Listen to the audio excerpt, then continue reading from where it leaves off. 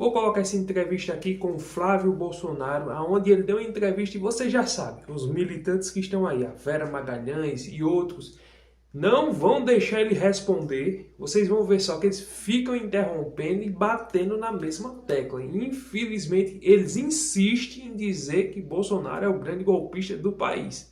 Quero deixar esse vídeo aqui para vocês conferir e analisarem. Mas antes, deixa aquele like, curte, comenta, compartilha esse vídeo e vamos assistir. Se não tiver inscrito, inscreva-se aqui no canal e vamos assistir agora. Nós estamos discutindo lá agora, Vera, a PEC para colocar um mandato de ministro do Supremo. Daqui a pouco a gente vai ser acusado de ser golpista, que nós queremos dar um golpe no Supremo Tribunal Federal. Não, isso está escrito na Constituição. O Supremo Tribunal Federal, Vera, tem que voltar a ser uma corte constitucional e não uma corte criminal, como está acontecendo agora. E, mais uma vez, a percepção da população é que só se olha para investigar ou para tentar amordaçar uma determinada ala da política dentro do Brasil, e que está errado. Democrática, um ministro do Supremo impediu que o então deputado delegado Ramagem assumisse a presidência, a direção-geral, melhor dizendo, da Polícia Federal, e os argumentos eram fake news, de que ele seria amigo dos filhos do presidente, que ele teria alguma forma de influenciar na Polícia Federal, o que é uma grande fake news. Hoje você tem, chefiando a Polícia Federal, um amigo pessoal do Lula e está tudo bem, não tem problema nenhum, mas é porque é o Lula. Se fosse o Bolsonaro, teria problema. Basílio. Senador, tudo bem? Obrigada pela entrevista. O senhor trabalha com a possibilidade do seu pai, o ex-presidente Jair Bolsonaro, ser preso e, em meio às investigações, ele teve o passaporte apreendido, tendo uma iminente prisão. O senhor acha que ele fugiria? Olha, não acredito. Em situações normais não teria nem motivo para ele estar sendo investigado. As razões que levaram à inelegibilidade dele, por exemplo, são esdrúxulas. Uma reunião com embaixadores, excesso de democracia ao bater o recorde no Guinness Book de pessoas em uma demonstração pacífica, pública, aberta na Praça dos Três Poderes em Brasília e em São Paulo, de apoio a um governo. Você normalmente vê as pessoas se mobilizando para criticar um governo, contra o aumento de passagem, contra o aumento do preço de alimento, enfim, contra a corrupção. Agora, a favor de um governo, é porque a percepção da população, Basília, é de que está havendo uma perseguição. O que aconteceu com o governo que foi corrupto do Lula? Aconteceu isso. Com o Bolsonaro, olha o nível que está acontecendo de perseguição, que isso é uma perseguição. Não tem outra explicação para isso. E é óbvio que isso gera um inconformismo na população. E não é possível que não haja humildade de reconhecer que hoje, se um ministro não pode ir numa padaria, ir passear com a família no exterior, sem ter alguém importunando, não é culpa do Bolsonaro. Não há um direcionamento de políticos de direita, de alguém da família Bolsonaro, para que as pessoas vão às ruas e cometam essa impropriedade. Eu acho errado fazer esse tipo de hostilização com pessoas públicas nas ruas, mas é a população reagindo ao que elas estão vendo das atitudes, dos atos dessas pessoas. Tem muita incitação via rede social e aplicativo também, né, senador? Você não pode atribuir isso, Vera, ao bolsonarismo. O senhor pintou ali um céu de brigadeiro do governo do seu pai, de respeito ao Supremo Tribunal Federal, amplo apoio popular, onde ele chega agora ele é recebido como uma estrela. Então, por que ele perdeu em 2022? Por que ele perdeu a eleição? Eu não vou nem tratar, Vera, dessa questão de urnas eletrônicas, mas faço aqui uma ressalva que enquanto o TSE não colocar algumas camadas a mais de segurança e transparência, sempre vai ter gente desconfiando do resultado das urnas. Mas não quero tratar disso. Agora, é inegável o que aconteceu no processo eleitoral. O que o TSE fez antes, durante e depois das eleições, ficou muito claro para todo mundo que ele pesou muito mais a favor de um lado do que do outro. Você vai lembrar que a gente foi censurado de falar muitas verdades sobre o Lula, de forma prévia, na propaganda eleitoral, no rádio e na televisão. Não pode falar que o Lula ele é ex-presidiário, não pode falar que o governo do PT fez o que fez com a Petrobras, com Furnas, que é tudo fake news, é tudo discurso de ódio.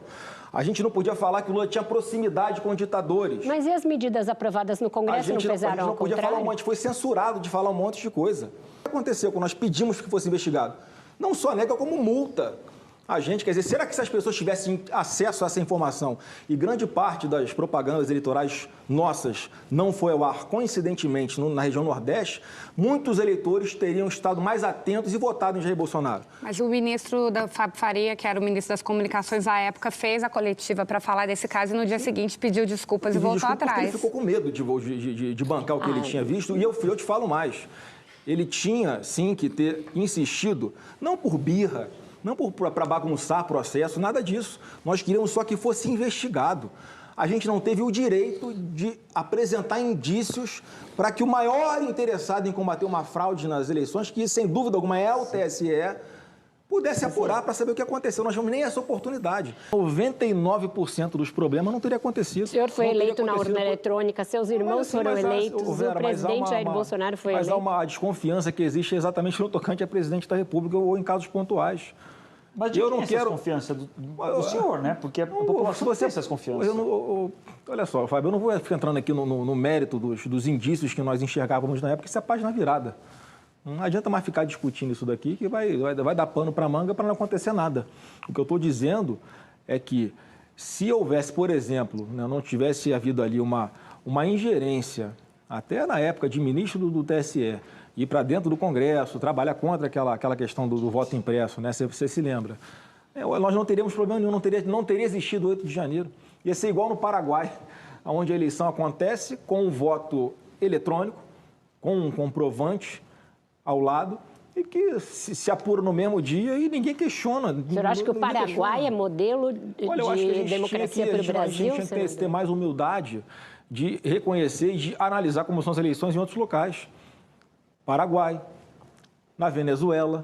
A Venezuela agora está fazendo as votações que nenhum nem outro com são voto parâmetros. impresso, num contexto em que a democracia é atacada de uma outra forma ali, porque obviamente ele tira todos os concorrentes com mais chances do páreo, não permite nem que se registre a candidatura deles. Então, óbvio que ali há um ataque, né, um desrespeito completo ao Estado Democrático de Direito. Por que essa resistência tão grande em fazer algo mais seguro e transparente? Não acho que houve, senador. Todo mundo foi chamado para dentro da comissão. Houver essa resistência é que acaba gerando a desconfiança na população. Não é a insistência, eu acho. E além, não vamos analisar isso isoladamente. Como eu falei aqui, o processo eleitoral todo não foi um processo parcial. Não foi um processo equilibrado com Lula e Bolsonaro. Não foi. E todo mundo percebeu, no íntimo, todo mundo sabe que não foi. O senhor acha que havia motivo para debater estado de sítio? O senhor falou que a minuta poderia debater um estado de sítio que está na Constituição. O senhor acha que havia motivos para se debater decretação do estado de sítio, mais uma vez, seguindo a Constituição? Se houve a discussão disso, qual o crime, qual o problema? Mas quantas vezes aparece a palavra golpe em todos os depoimentos de quem foi visto nesse inquérito? Zero, nenhuma. Nenhuma vez aparece a palavra golpe. Essa é uma narrativa criada pela grande mídia. E você vê naqueles áudios vazados do Cid, aquele Cid, eu acho que é muito mais verdadeiro do que o Cid que coloca as coisas no papel. Até porque nesses áudios ele fala que estão colocando no papel coisas que ele não disse. Isso é gravíssimo, Graciliano. Isso ele volta gravíssimo. atrás, né, senador, no dia seguinte. Sim, mas é óbvio, o advogado chega e fala, você vai se ferrar. Se ferrou, voltou para a cadeia, de uma forma injusta. O comandante que ele vai pedir asilo na embaixada? Não, claro que não tem essa história, Fábio. Nenhuma não tem possibilidade. Porquê. Olha o que ele está fazendo pelo Brasil, arrastando gente Brasil afora. Ele está mostrando ali o carinho que o público do brasileiro tem com ele, do reconhecimento do bom presidente que ele foi. Não tem esse papo de fugir, de pedir asilo, de fake news. Sobre eleições, pensando já em eleições presidenciais e essa possibilidade Brasil e inelegibilidade de Jair Bolsonaro, como está hoje posta pelo Tribunal Superior Eleitoral. O senhor entrou para a política, obviamente, pelas mãos do seu pai. Já falou publicamente que lá na época da escolha do André Mendonça para o Supremo, ele chegou a sondá-lo para uma vaga no STF, e é o filho 01. Não seria o caminho natural ser o herdeiro dessa política bolsonarista para ser lançado à presidência da República? E pergunto isso para saber, o senhor não teria esse interesse? Por que não é seu nome cogitado? E assim, quem é esse herdeiro? É a Michele? É o Tarcísio? Porque para ser candidato a presidente da República, no caso de não ser o Bolsonaro... Olha, eu não tenho essa ambição. Só o Senhor é Deus. E enquanto houver recurso nos órgãos do judiciário superiores, eu acredito que essa situação do presidente Bolsonaro possa se reverter. Se reverteu a do Lula, né, que estava preso e foi tirado da cadeia para concorrer e disputar uma eleição, ainda mais uma pessoa que não fez absolutamente nada de errado, não cometeu nenhum crime. E por muito menos, Rosiane, o Moro foi declarado suspeito para julgar os casos do Lula, acusado de combinar, inclusive, coisas com o Ministério Público, né? E quando a gente olha para o caso concreto do presidente Bolsonaro, Rosiane, a gente vê que, oficialmente, o ministro não só ele ignora o Ministério Público, né, que é o autor legítimo das ações penais. Não, o Ministério Público está endossando várias dessas decisões. Ele investiga, ele é a vítima, ele é o autor, que é tudo numa pessoa só oficialmente. Então, assim, só para a comparação que eu quero fazer é essa, velho. Se o Moro, por muito menos, foi declarado suspeito, quem garante que em algum momento também esses processos não vão ser anulados também? Mas insisto, por que nenhum dos filhos ser herdeiro? Se acontecer do presidente Bolsonaro não conseguir reverter a inelegibilidade dele, o nome que ele apontar lá na frente vai ser o meu nome também. A direita costuma dizer que o presidente Lula foi descondenado porque na Lava Jato não houve a análise do mérito das provas. O seu caso não foi um pouco parecido? O senhor não foi descondenado no caso das rachadinhas? Não tem absolutamente nada a ver uma coisa com a outra. Mais uma vez, o Ministério Público fez tudo o que tinha que fazer. Investigou, virou do avesso mais de 12 anos para trás. Encontrou indícios. Vocês, inclusive, participaram desse processo, porque era para ser sigiloso e ficou uma coisa pública. E o que tinha para falar ali foi falado. E assim, mais uma vez, tecnicamente falando, sequer houve o recebimento de uma denúncia contra mim. Nada, nem recebeu, assim, o judiciário nem apreciou aquilo. O que é completamente diferente do Lula, que foi condenado em primeira instância, em segunda instância, em terceira instância, no Supremo Tribunal Federal. Aí, por uma questão aqui em cima de geolocalização, né, até era para ser em Brasília, não em Curitiba, anulou-se alguns processos e outros processos anulados por causa de suspeição do então juiz Moro. Mas o seu caso também foi uma questão processual, não de análise de mérito. Mas eu sempre falei assim, não tem problema nenhum de me investigar, pode investigar à vontade, sempre. Nós temos que ser investigados, temos que ser cobrados. Agora, não dá para aceitar gol de mão, né? Senador. Não dá para dizer, eu quero ser investigado dentro da lei. Em relação à eleição de 2026, uma das maiores preocupações do ex-presidente Jair Bolsonaro tem sido o foco no Senado, a necessidade de aumentar a bancada no Senado.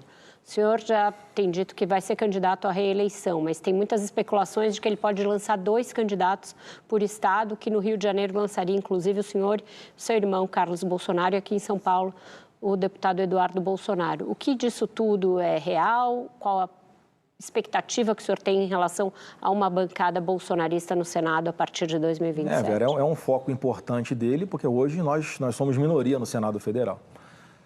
E eu não tenho dúvidas de que todo esse processo que está acontecendo com ele, que a consequência natural e óbvia é o grande fortalecimento dele, a sensibilização das pessoas com a liderança política que ele é, e vai influenciar muito nas eleições para Senado em todos os estados.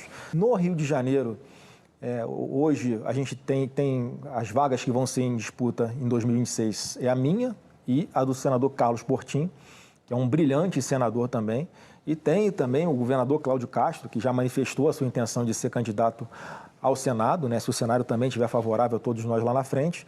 Então, assim, eu acho difícil uma construção de 2 nomes, Flávio e Carlos Bolsonaro, essas 2 vagas no Senado. O caminho mais natural, obviamente, se o Carlos vai disputar agora uma eleição de vereador no Rio, a expectativa de que tenha uma boa votação, mas o caminho natural dele, a princípio, é disputar, né, se for o caso, o deputado federal. E essa ênfase no Senado se justifica pela vontade de aprovar uma anistia a condenados do 8 de janeiro, eventualmente, como o presidente defendeu na Avenida Paulista, e também a questão de impeachment dos ministros do Supremo? Olha, com relação à anistia, também, óbvio que a gente tem essa preocupação de ter, tanto na Câmara quanto no Senado, um ambiente favorável a se fazer justiça. Alguém que está sendo injustiçado nesse momento e está sendo, do meu ponto de vista, tirado de eleições no tapetão, o que não deveria acontecer num Estado democrático de direito, nas condições que ele foi condenado à inelegibilidade dele. Você tem que combinar com os institutos de pesquisa, né? Porque a pesquisa agora, pela primeira vez do Paraná Pesquisa, apontou o Bolsonaro numericamente na frente de Lula. Não, estamos falando de coisas diferentes. Não, você está falando da aprovação do presidente Bolsonaro. Uma intenção de voto é outra, é a percepção em relação ao golpe. Não, você falou de um instituto, né, que eu tenho todas as suspeitas com relação a ele, a isenção dele, mas eu estou falando de um outro instituto que recentemente acabou de mostrar que pela primeira vez na história, o Instituto Paraná Pesquisa, mostra o Bolsonaro na frente do Lula numericamente, num cenário de primeiro turno e de segundo turno.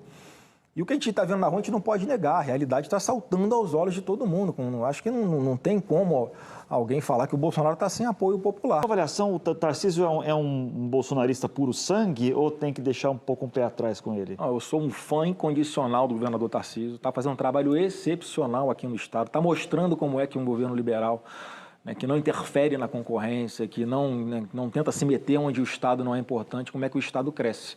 E, sem dúvida alguma, é um excepcional quadro dentro desse espectro de direita da política. Eu mesmo já cansei de ir a público e sinalizar, né, para aqueles que consideram uma posição minha, ô Fábio.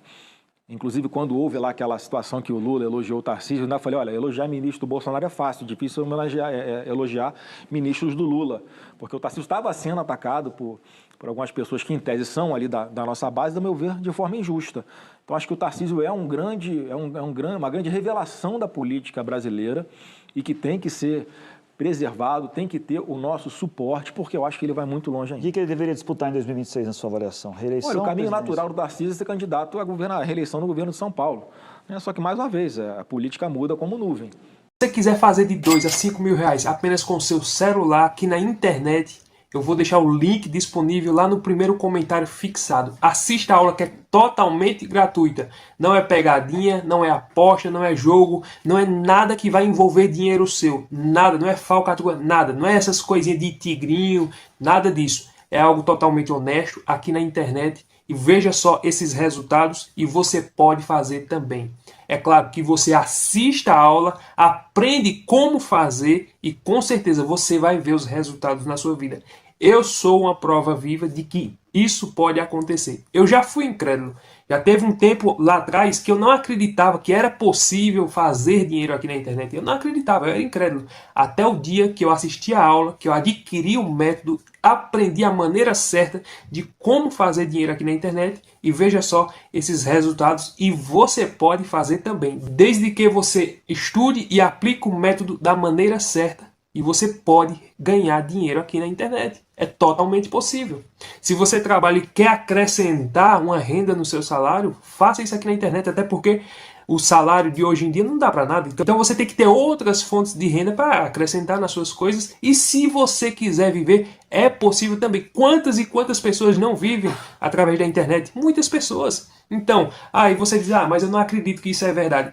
Então assista a aula, é totalmente gratuita, não vai ser cobrado nada de você. O link está no primeiro comentário fixado. Você clica lá, assista a aula, você vai ver todo o passo a passo, como se construir, como fazer vídeos aqui na internet. Veja só, eu faço vídeos aqui na internet através desse canal que você está assistindo e veja só os resultados.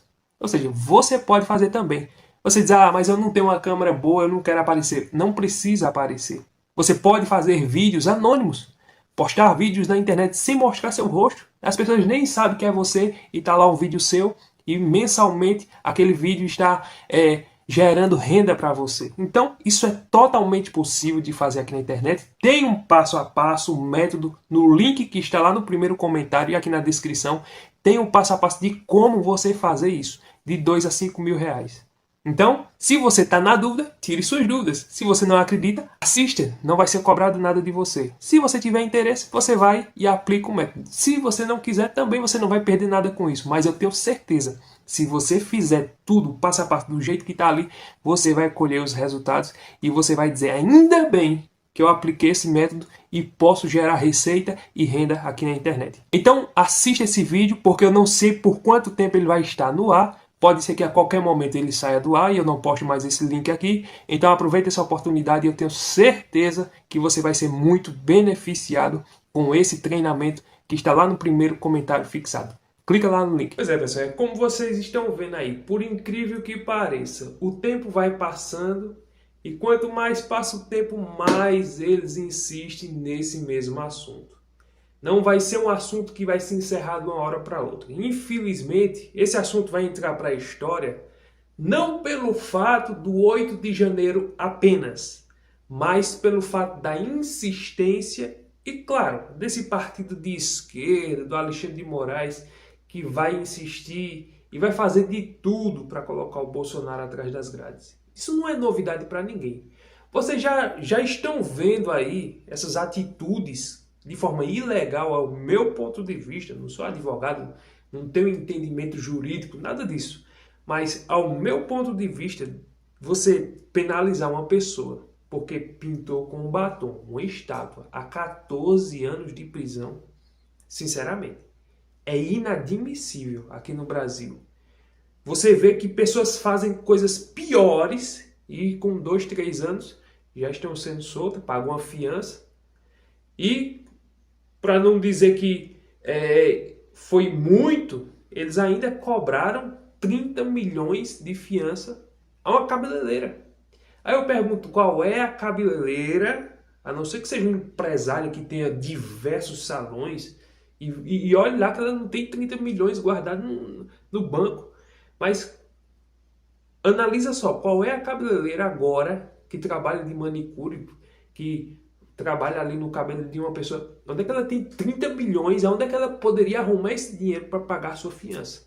É inacreditável. E foi exatamente isso que o Alexandre de Moraes colocou para ela pagar se ela quiser ficar livre da cadeia. Ou então cumprir os 14 anos, como ele, o Flávio Dino, os dois, colocaram essa sentença de 14 anos de prisão para ela. O Fux foi o que foi mais coerente. O Fux pensou não apenas com a razão, mas também se deixou levar pelo lado ser humano, que é inadmissível 14 anos para um caso que só porque pintou de batom. Enquanto pessoas que fazem coisa pior aqui no nosso país saem com menos tempo do que isso.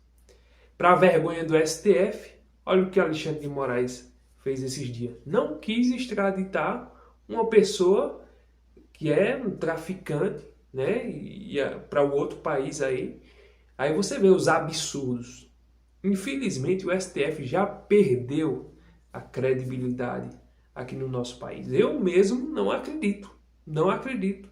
Não acredito pelo fato de que eles não agem de forma imparcial. Eles não agem. Infelizmente eles têm as suas paixões. Eles agem de acordo com o sistema. Eles agem de acordo como lhe convém. Infelizmente essa é a realidade. Qual foi o esquerdista que depredou alguns anos atrás que está preso agora? Nenhum. O Boulos, que agora é deputado federal, que depredou a Fiesp, que organizou aquele grupo de baderneiro que quebraram vidros, colocaram fogo na Fiesp, fizeram a baderna, e ele mesmo falou com a sua própria boca, dando entrevista, os vidros quebrados aqui não tem nada demais. Pergunta se ele foi preso. Pergunta quanto tempo ele passou na cadeia. Se ele passou uma noite, foi muito. E deixaram por isso mesmo. Os baderneiros, os índios, que entraram no STF, os ministros tiveram que ser tirados às pressas pela segurança. Pergunta se algum daqueles pagaram alguma coisa. Nada. Agora, o 8 de janeiro, qual é o peso do 8 de janeiro? É por causa que as pessoas que estavam ali estavam apoiando o ex-presidente Jair Bolsonaro.